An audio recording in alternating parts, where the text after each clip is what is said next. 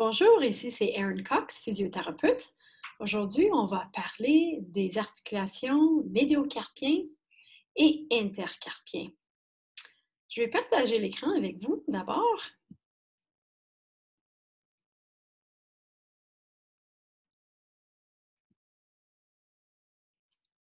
Et voilà. Donc, les articulations médiocarpiennes et intercarpiennes. On parle de la région ici. Ça, c'est le radius, évidemment, l'ulna. Donc là, du côté radial, on a le scaphoïde. Ici, on a le lunatum, le triquetrum. Puis si on retourne ici, on a le trapèze, trapézoïde, capitatum, Big Daddy, convexe tout autour, et l'amatum. Donc, le médiocarpienne, les surfaces articulaires, il s'agit comme un complexe articulaire pour devenir une articulation fonctionnelle en forme de selle.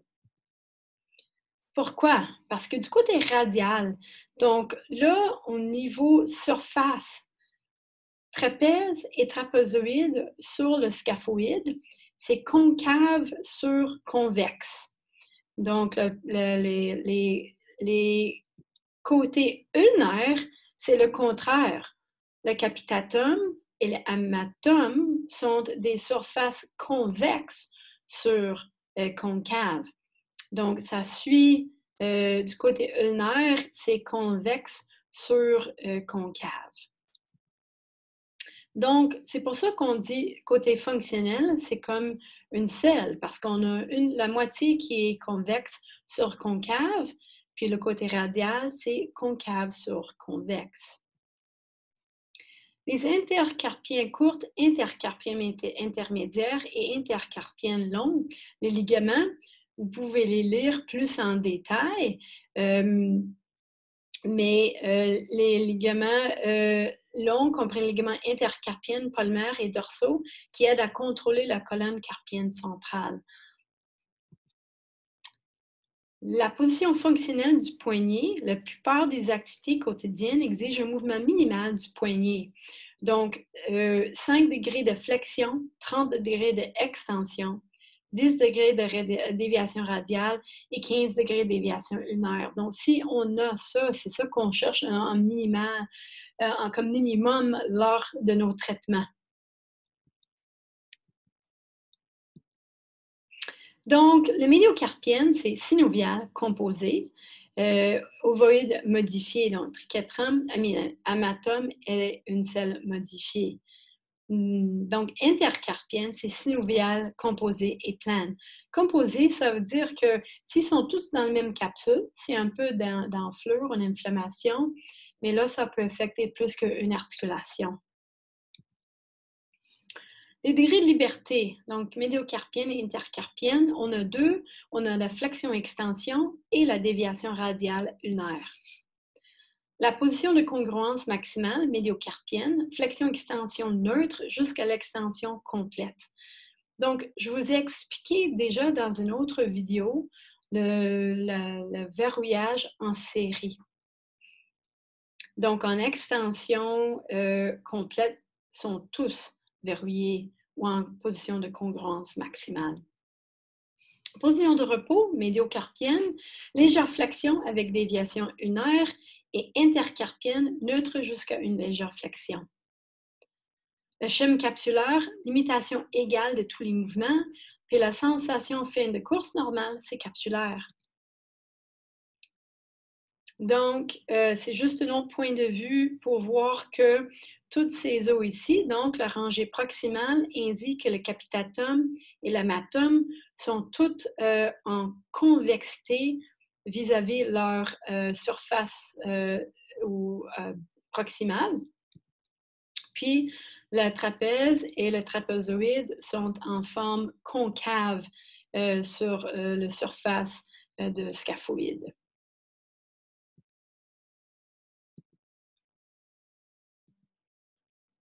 Arthrocinématique du poignet, flexion, glissement dorsal alors de la rangée carpienne proximale sur le CFCT et le radius, glisse dorsal des amatum et capitatum sur la rangée proximale et glissement palmaire des trapèzes et trapézoïdes sur le scaphoïde.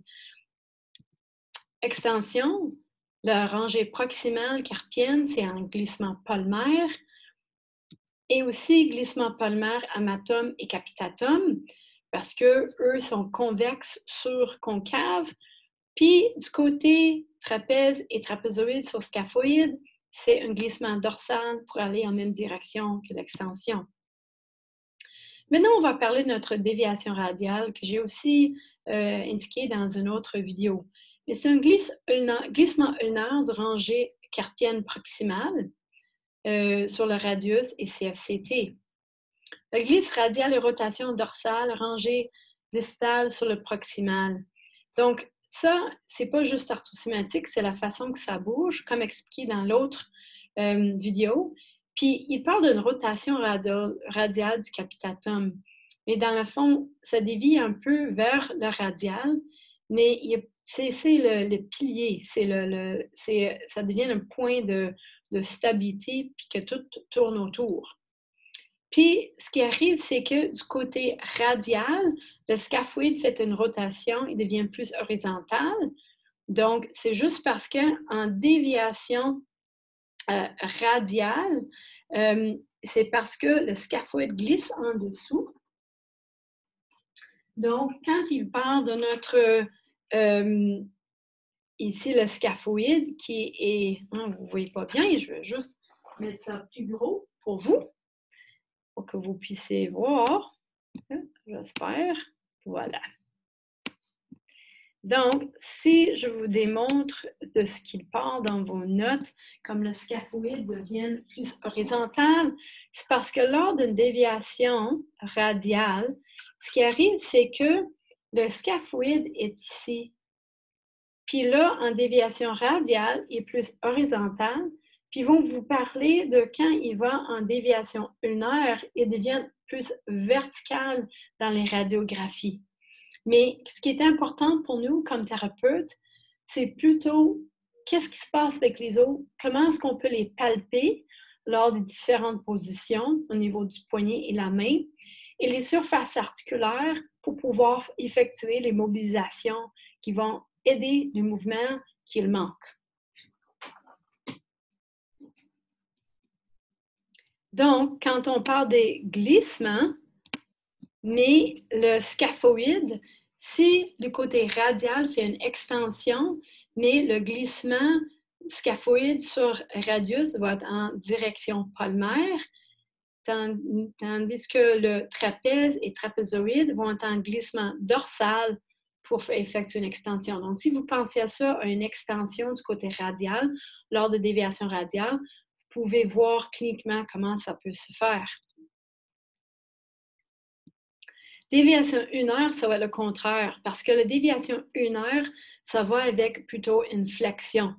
Donc, un glissement radial de notre rangée proximale, glissement ulnaire, rangée distale sur proximale, mais encore, ça ne peut pas tout bouger en même temps. Et encore, on parle de notre capitatum qui va plutôt dévier vers le ulnaire, mais c'est plutôt ce qui se passe au niveau du scaphoïde, puis le trapèze, puis le trapézoïde.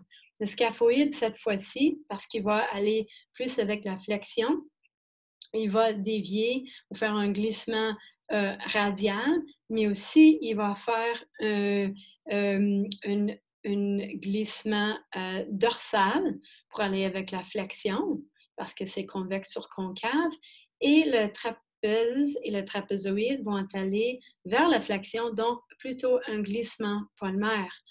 N'oublie pas qu'il y a une fermeture de la main avec aussi en déviation ulnaire parfois. Donc là, ça peut faire un genre de folding qu'on va avoir tout à l'heure.